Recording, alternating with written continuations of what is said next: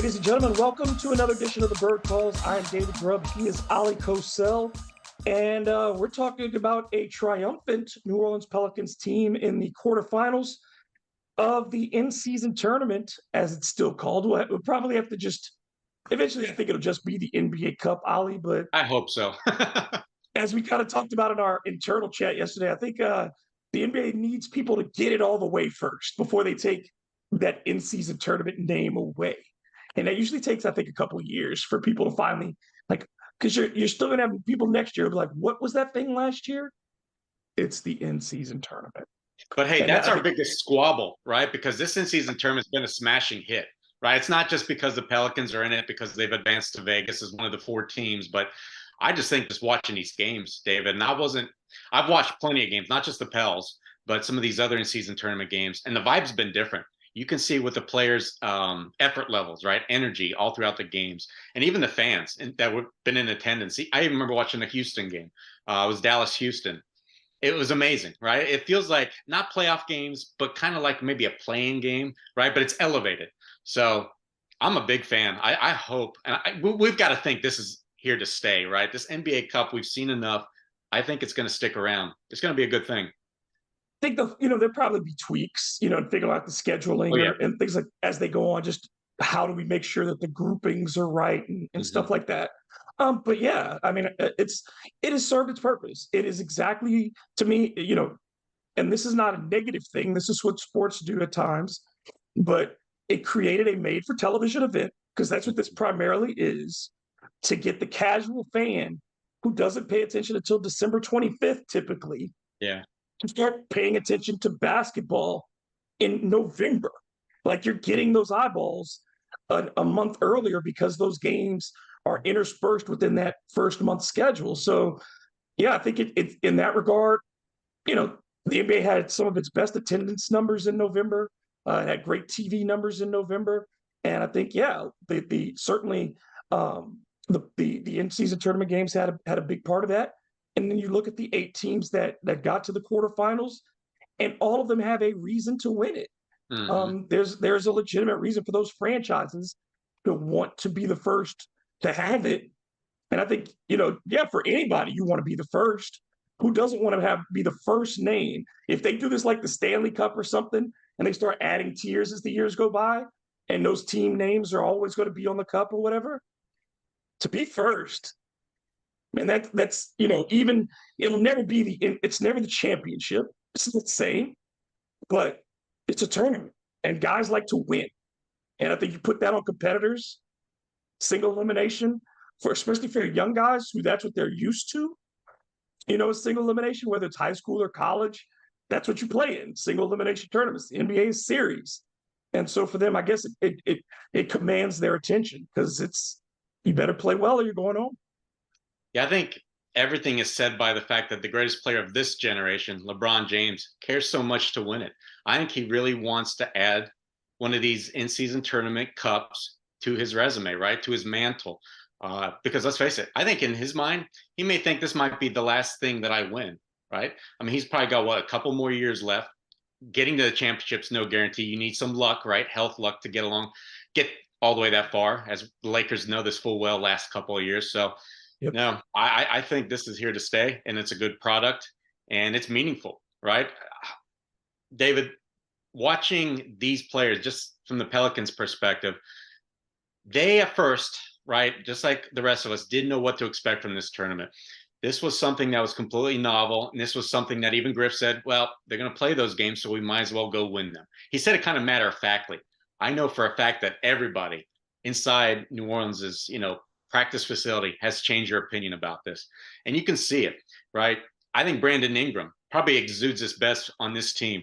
He's come up huge in every single in-season tournament game. If you look at his stat lines, right? He had a couple before last night's 30-point bomb.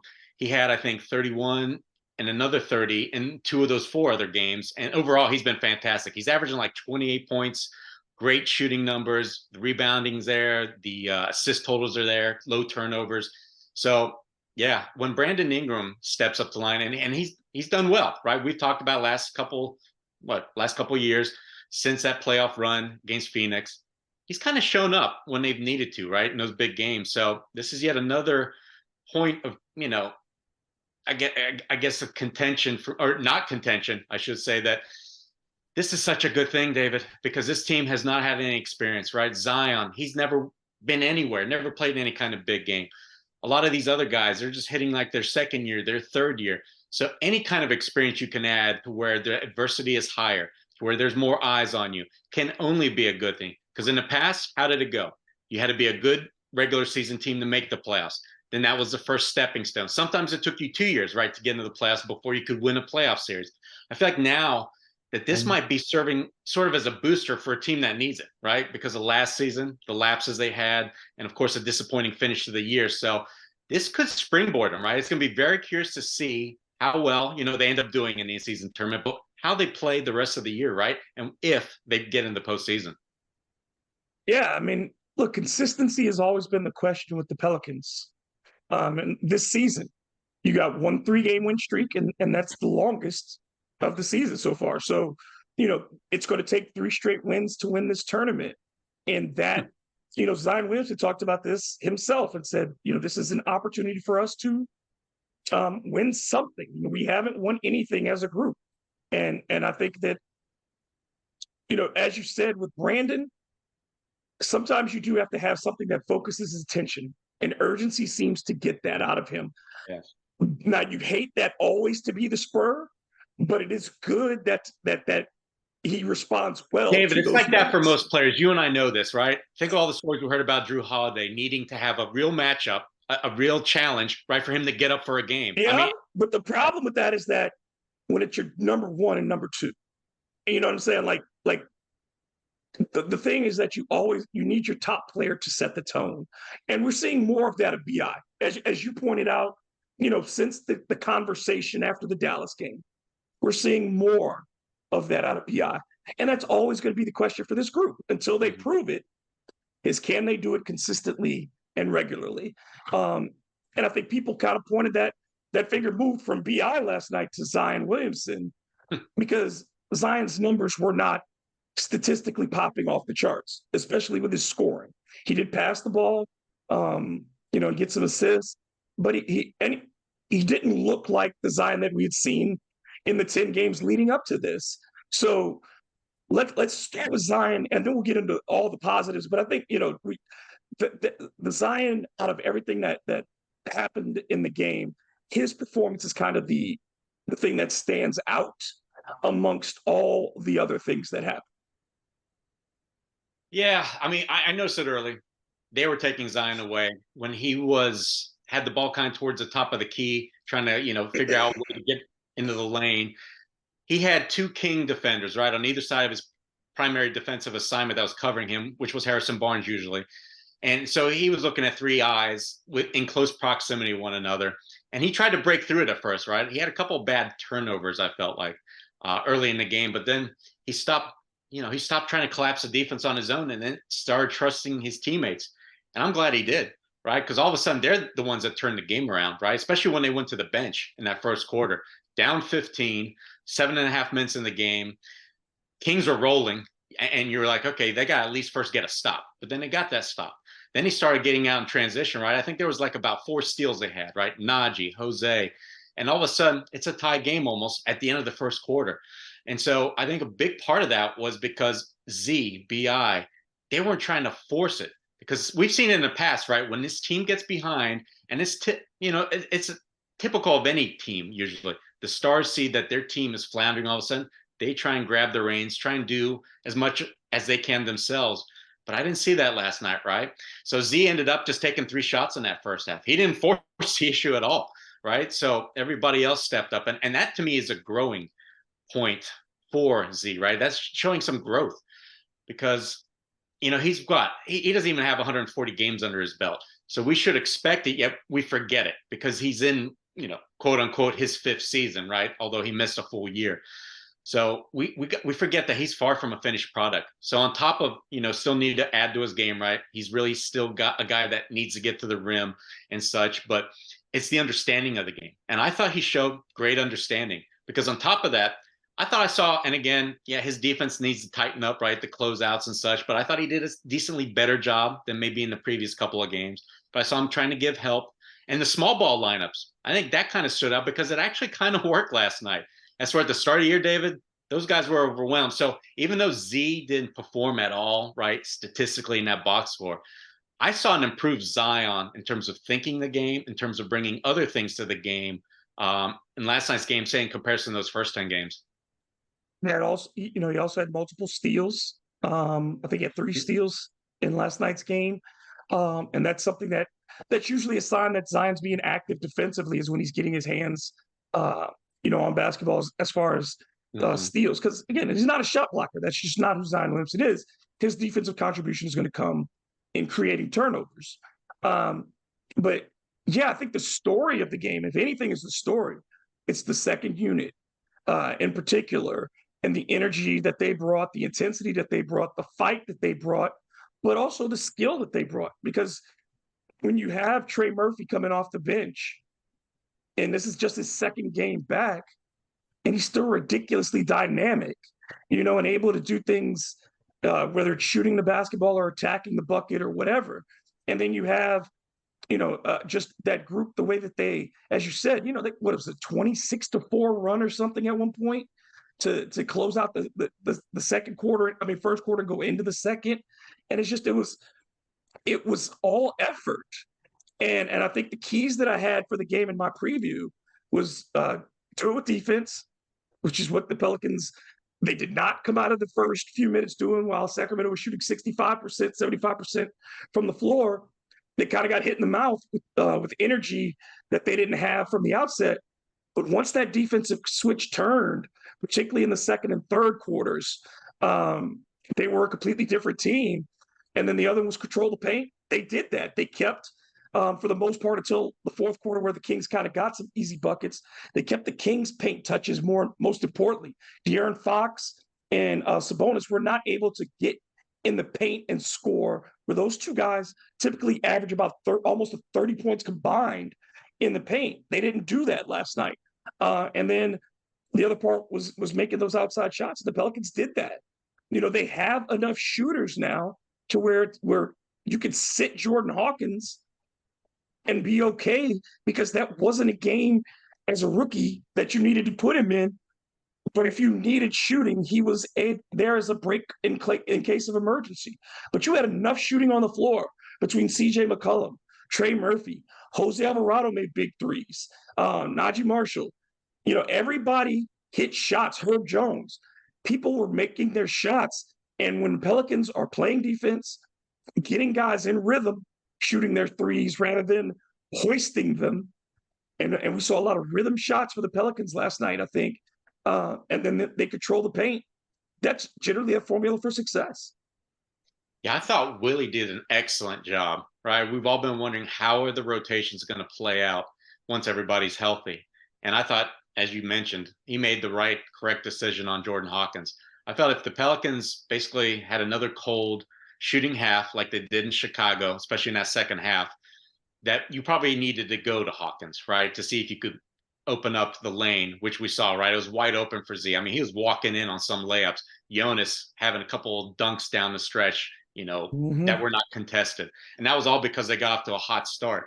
And I thought that, yeah, the reason I liked his game plan the most is because what worked here in New Orleans when they knocked off Sacramento those two times was their versatility and length on defense. And he stuck to that, right? Stuck to his guns with Herb, Najee, and Dyson.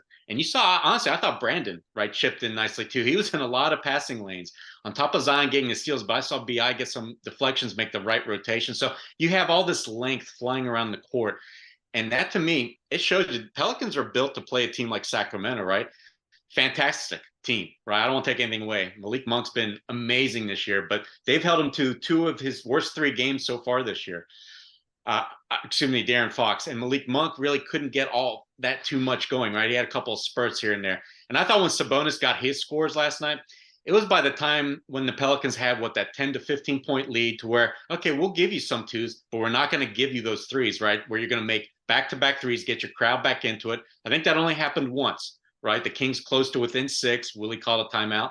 and the guys rebounded from that. So great game plan. And you've already highlighted all the players and what they brought, but yeah, that bench unit kind of went missing in action.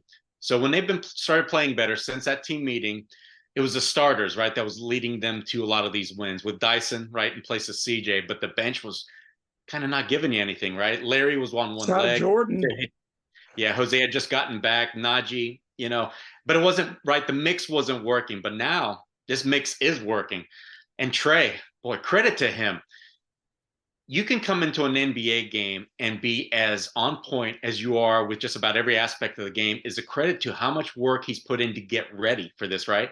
Think of how many people need to get their rhythm, right, for a couple of weeks before you can make, right, a good positive impact. Trey's been fantastic through these first two games. So yeah, this Pelicans team, David, you have to like it, right? They've got all the pieces, it feels like. And Zion's not even playing like a star half the time yet.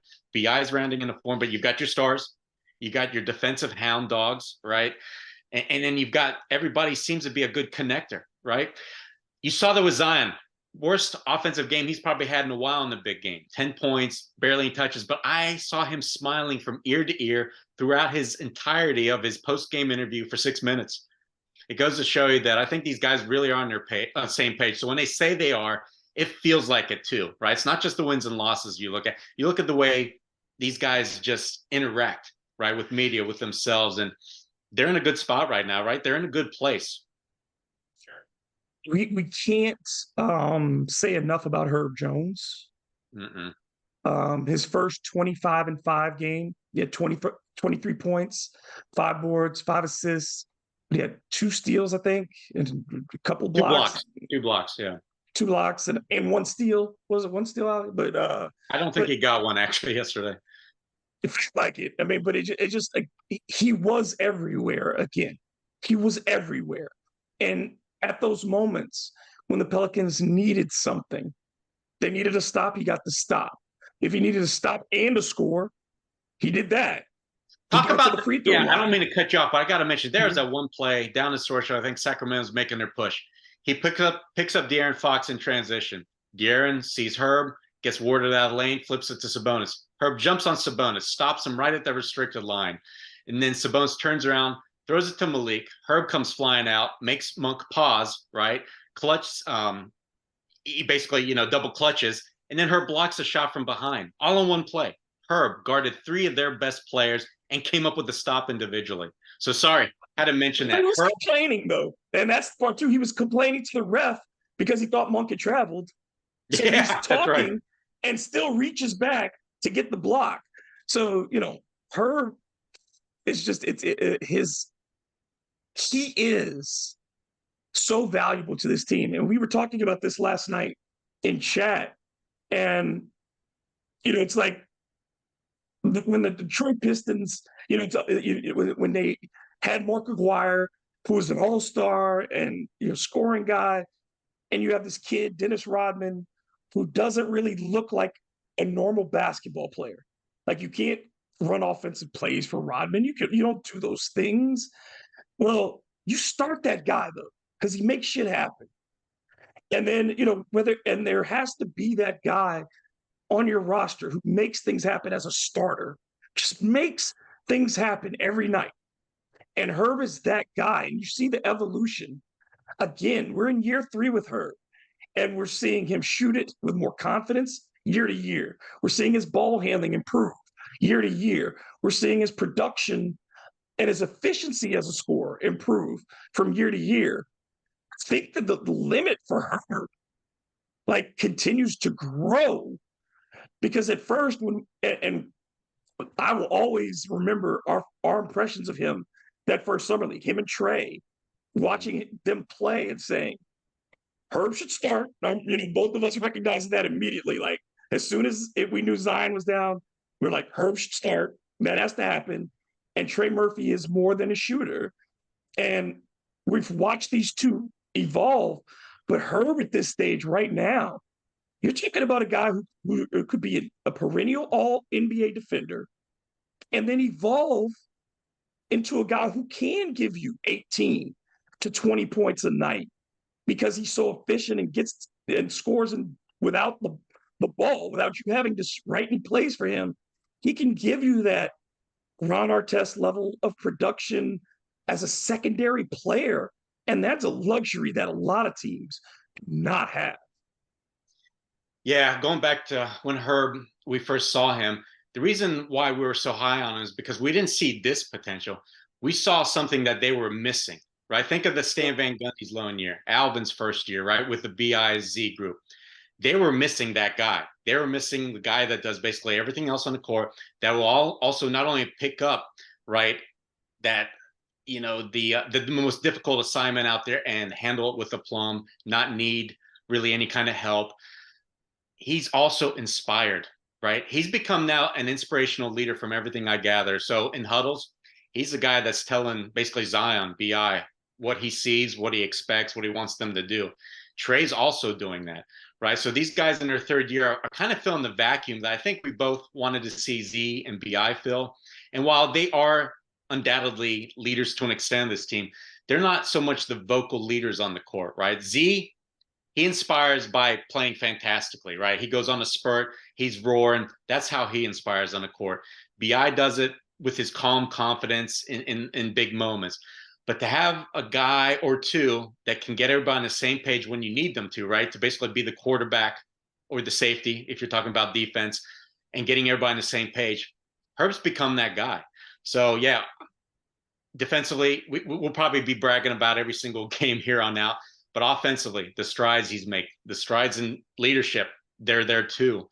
And like I said, I want to credit Trey too, because it seems like he's following those footsteps as well. So, yeah, these two young guys that were drafted all together, and then Jose Alvarado was picked up, might go down as the Pelicans' best draft class in history, right? And they've drafted some stellar guys, right? CP3, AD, Zion.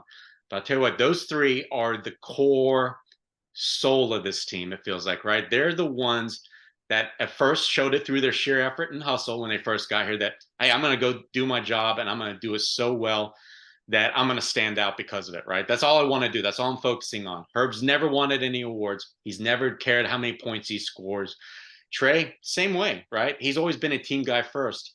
But now that these guys have proven that they can handle those responsibilities, now that they're getting more, and now that their games, right, their skill sets have expanded, now they're blossoming into something that I think was unforeseeable, even by us. But yet it's also a testament to their work. It's a testament to the Pelicans organization. And it's testament to Willie Green that these guys are allowed to shine, right? Who would have thought that Herb, and I want to say over the last week and a half, has had the ball in key situations. He's hit some threes. He's had some rebounds to where he's grabbed them, gone up the length of the court. And when he's seen, right, the opening, he's made the right decision and attacked, or he's had a kick out, right? So suddenly these guys are all empowered and they're all making plays. You don't have to rely on a Z and BI. And that's what I think makes basketball fun. I think that's why JV consistently for the last few weeks is saying, I'm having so much fun playing with these guys, because it reminds him probably of playing for Lithuania, right? Because that's how Europeans play, right? There's no mega star and to where he's the entire gravity out there on the court. No, these guys are all out there filling their roles beautifully, but also being able to do more. And they can do more because they're empowered. So, yeah, I mean, I don't know. They're 12-10, David, but I'll tell you what, they feel like they're better than that. Over the last 12 games, they're 8-4, right? Everything's trending up. You look at every statistical piece of data out there, offense, right? Top 10, defense top 10, assists, rebounding, points off turnovers, fast break points, holding opponents' fast break opportunities down. Their three-point shooting. They're checking all the boxes. They're all top 10 over the last 12 games. It's about the defense. The defense is what makes their offense work so much better. It gets them engaged. You saw it when that second one came in. Engaged. Let's face it, that's who we're talking about, right? Even CJ, yes. He fourth start last night. Remember, he got burned by Herder a few times. The only one, out of the four primary guys, the vets, who came out and kind of had his stuff together from jump was Giannis. But that's Jonas every night, and he's going to give you again. He gave you that 18 and 11 last night, right? And it's a Jonas game, and like you said, he was there for. He made himself available. Jonas always made himself available at the late in the game situations when the Kings are trying to get the ball back. Pelicans make the right pass. Jonas is in the right place to finish those with two-handed dunks. And so, his stability, I think that's all Jonas ever asked for. He doesn't want to be, he just wanted to define my role for me and stop changing it. And you're seeing now his touches are much more consistent. His rebounding has stayed the same. His effectiveness, his numbers are going up as far as his double doubles again, because at the beginning of the season, he wasn't really getting touches. But now that the offense has started to figure itself out, the defense has come together. His role is solidified. And that was the thing with the Pelicans was everybody had to get slotted into their space and understand what that meant. And they're finally getting to do that. And the question will be throughout the rest of the season is, can they have enough games together? That's the question. Can they have enough games together to put together runs throughout the season, to put together 2-week runs where you win 7-8 games, where you get a 10-game winning streak in there somewhere? There are going to be rough patches over the course of the season, but when you're a really good team is when you're putting consistently those 2-week, 3-week spurts together of really good basketball. And the Pelicans seem like they're in the middle of one of those spurts. Like it's starting to build to something right now. And you have to like at least for the short term as you look at this in-season tournament. Either one of their matchups, if it's the Lakers or if it's the Suns, you're going to get the best of the Pelicans because there's no love lost between the Pelicans franchise and either one of those teams.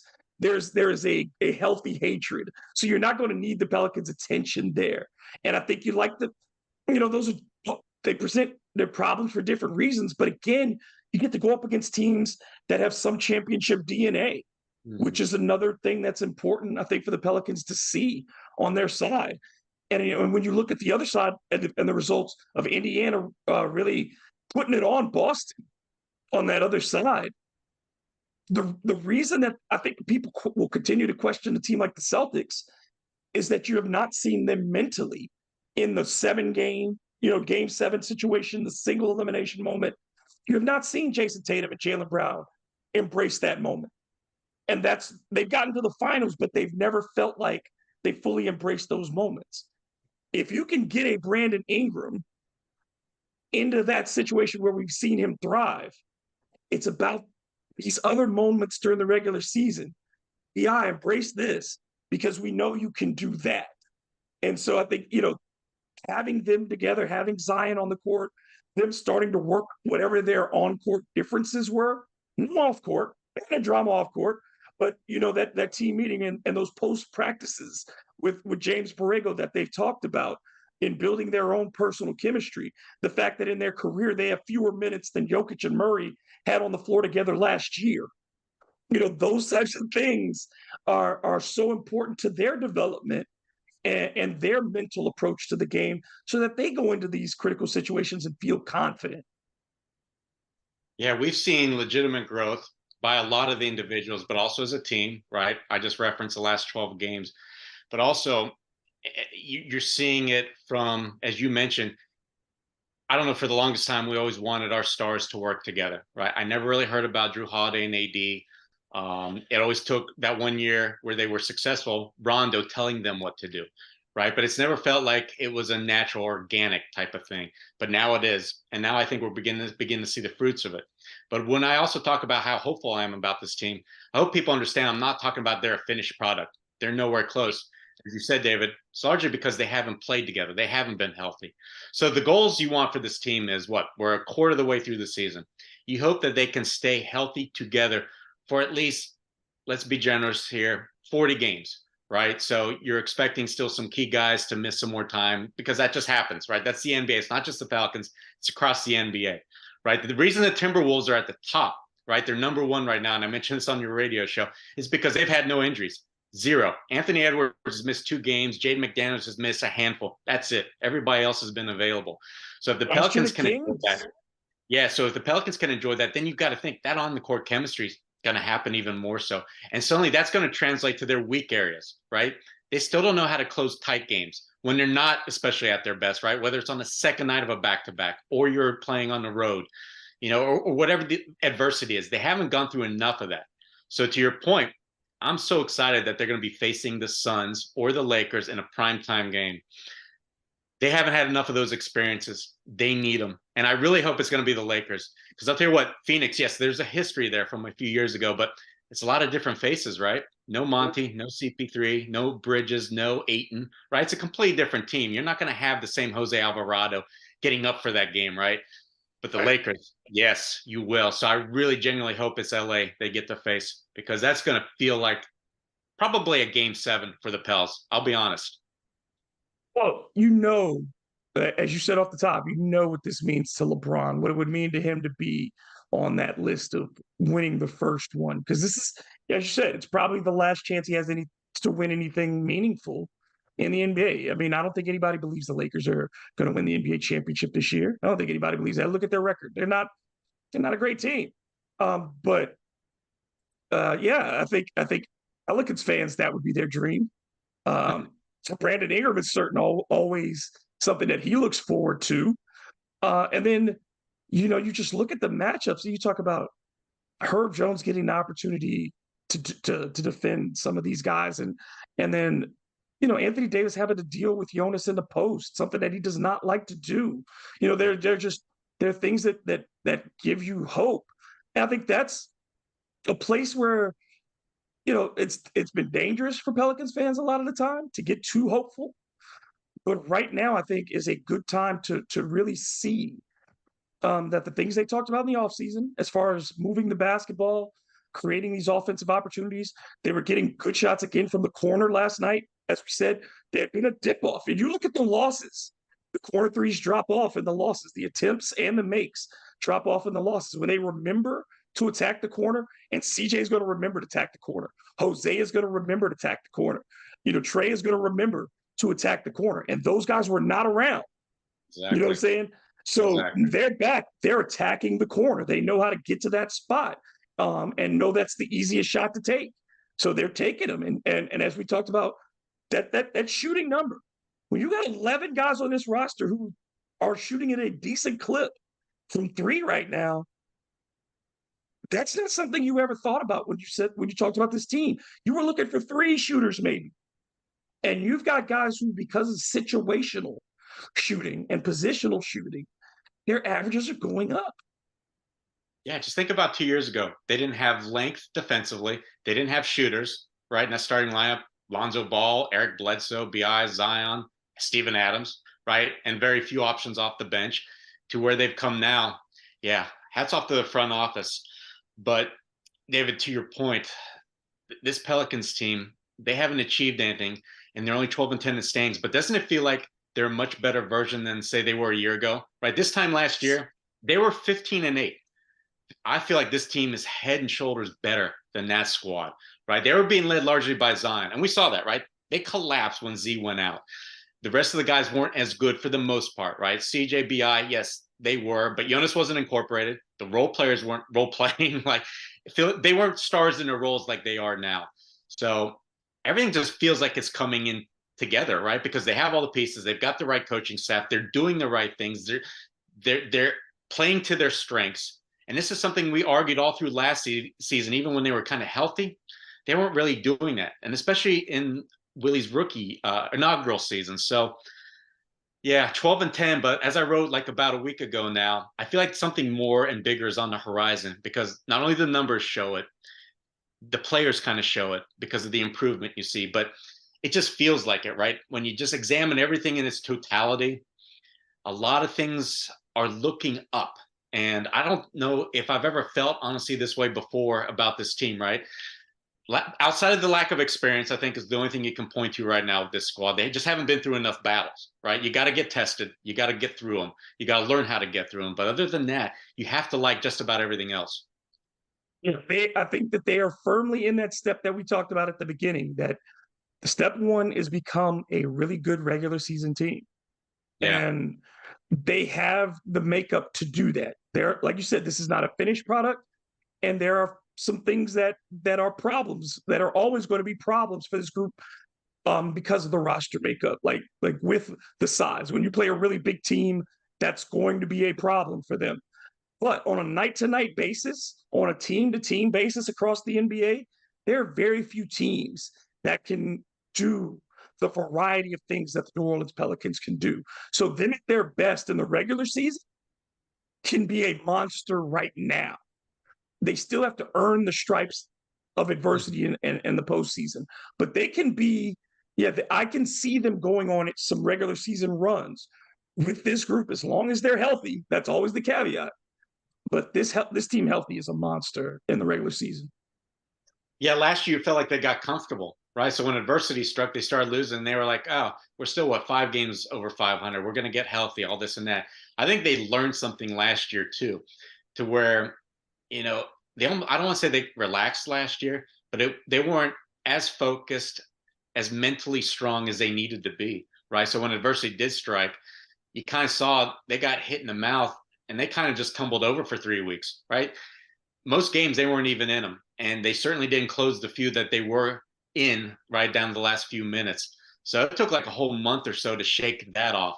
I feel like this team now remembers that, has learned from that, and so whatever adversity that comes up, they're going to be better suited to go through it. So yeah, just like life, David, basketball, it's all about experiences, and this team is really young, right? Outside of CJ, Larry, and Jonas, there's hardly any experience on this team. I know Bi. People point to him. He's what 27, but he's only been in one playoff series, and it was a 6-game series at that. So to me, they're still relatively young and experienced. So that's going to be the thing, right? Can they figure it out? So when adversity strikes, can they continue to persevere and do the right things? Like we saw a great example last night when the Kings made that run. Can they make that a consistent basis for this team? And if they can, then we're going to be talking about maybe a meteoric rise, right? Like kind of what Minnesota's doing this year, what Denver did last season. Sacramento did last year, Right? Memphis Yeah. 2 years ago. Yeah. Um, Yeah. and I think the thing too is I remember last year one of the biggest things that we noticed, the Pelicans went from November when they beat the Clippers in LA to March almost without winning a game on the road against a winning team. Mm-hmm. The Kings in Sacramento by double digits, where the Kings are very good. The Kings are a very good home team, 6-2 this year. And then, so that is Sacramento's always been a difficult place for other teams to come into because it's a very loud arena. It's a very loud fan base. Mm-hmm. And Kings usually jump on you like they did in the first quarter against the Pelicans last night. The Pelicans responded in a way we have not seen before. Normally on the road, they probably would have rolled over. But these guys, compared to last year, even if it's mostly the same, it's different.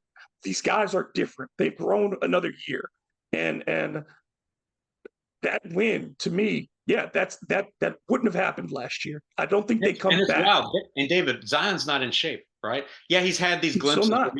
he's been coming out of it, but he's not Zion, right? He Mhm. doesn't have the mobility, he doesn't have the stamina to do like, Explosion, yeah. I think there's some explosion, right? You see it in glimpses, but not on a consistent basis, right? second So jump, as you talked about it, the second yeah, jump. yeah, that's been That missing. That's been missing. So wait, if he can get back to playing MVP caliber basketball, right, and he learns to play it within the function of the team, right? I don't know, David. I like it. I love these pieces. These players are so likable, right? Everybody likes them off the court because we've seen what type of people we've grown to see what type of people they are. But on the court, I'll tell you what, I see a powerhouse. I swear to you, we've never had 3-point shooting like this ever in New Orleans, right? Was this 21st season?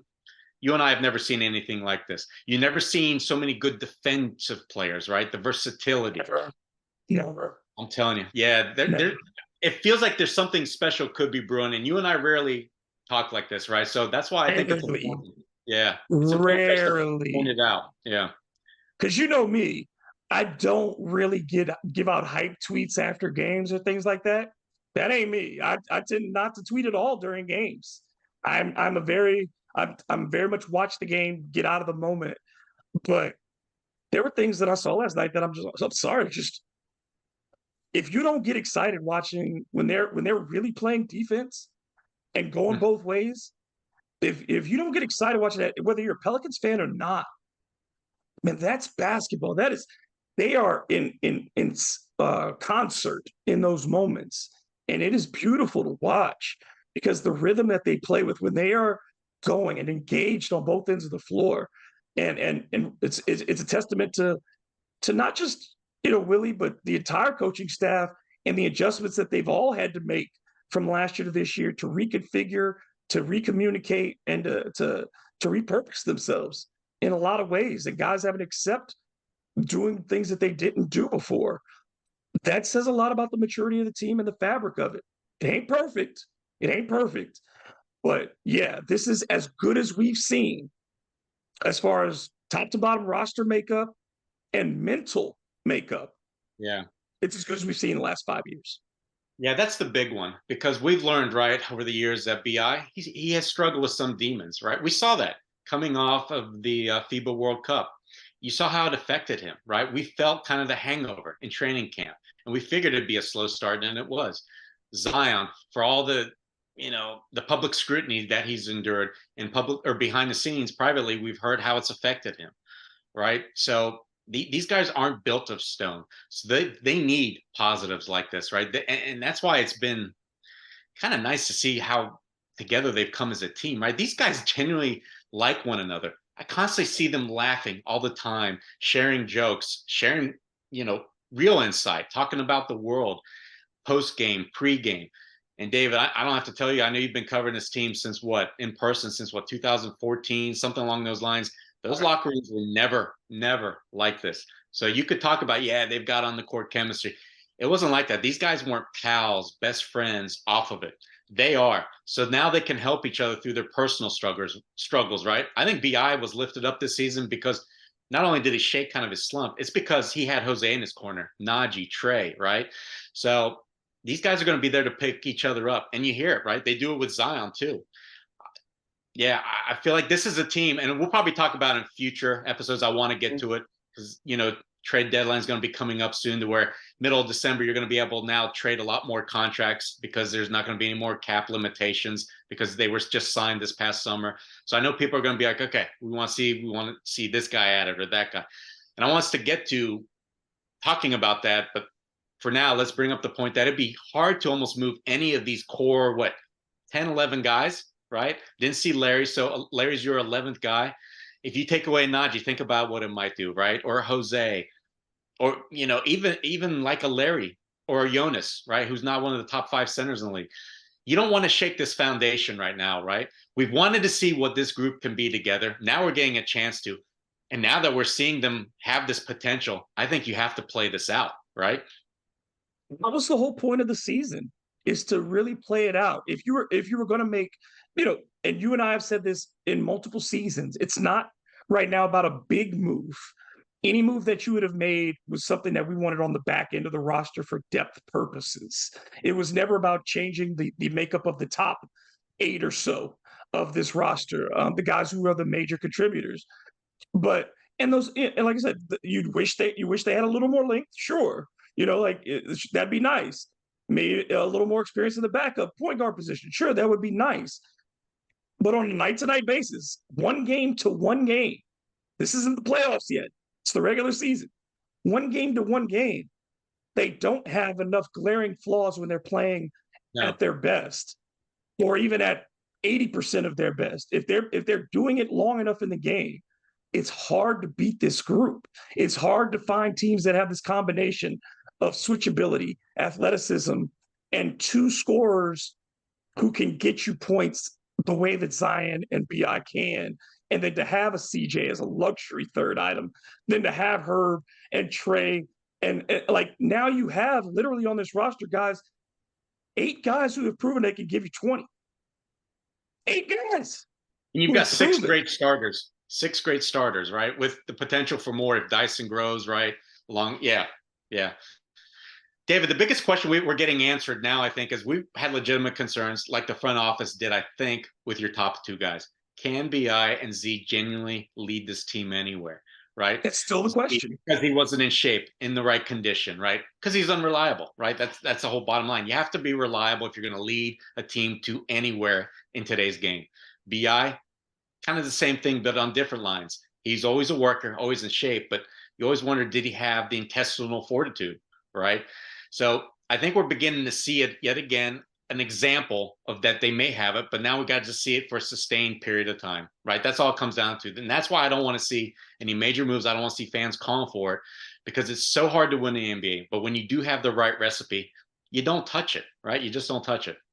With this group, like this is one of those things, as long as they are healthy and they don't suffer any major injuries, I don't want to touch this till the end of the season because I want the full evaluation. I want full evaluation.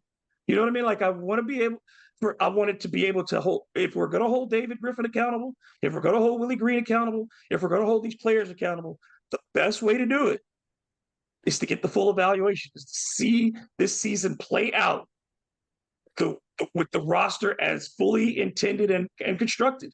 And that's what we're getting to see now.